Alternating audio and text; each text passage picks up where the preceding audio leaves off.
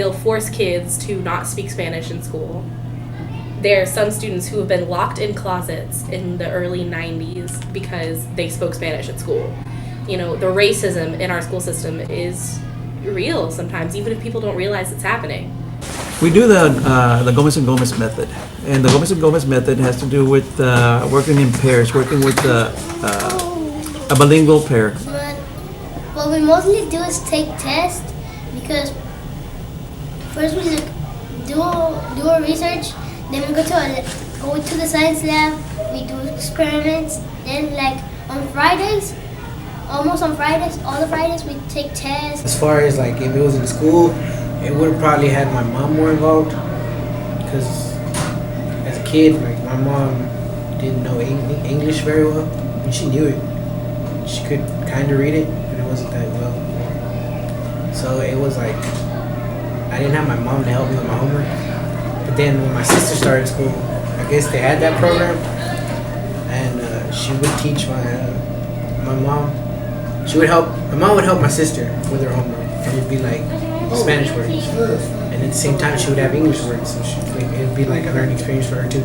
I'm not in the Spanish classroom because my mom said that I need to learn English, and because I'm better in English.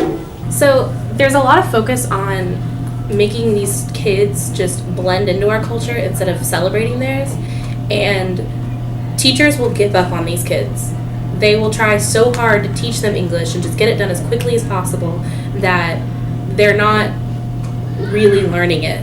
It's just kind of memorization. So I have my degree in child development, and what I learned from my studies concerning learning Spanish and English from a man named Noam Chomsky, who has a theory of language acquisition. He theorized that the brain in young children would be bigger if they know more than one language, and MRIs have proven that the brain is bigger if you know more than one language. Socioculturally, they would be able to befriend more children since they know more than one language, especially in really low-income schools where there's a lot of different cultures present. They would not just have to stick to their own cultural group, which would then filter up into middle school and high school and years beyond, but they would be able to make a whole plethora of different friends.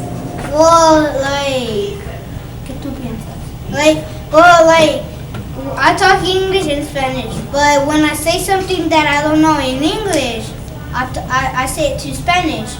And like my friend Joel knows what I'm saying because he talks English and Spanish. He does the same thing if he doesn't know something in Spanish. They help each other out with the English language and the Spanish languages.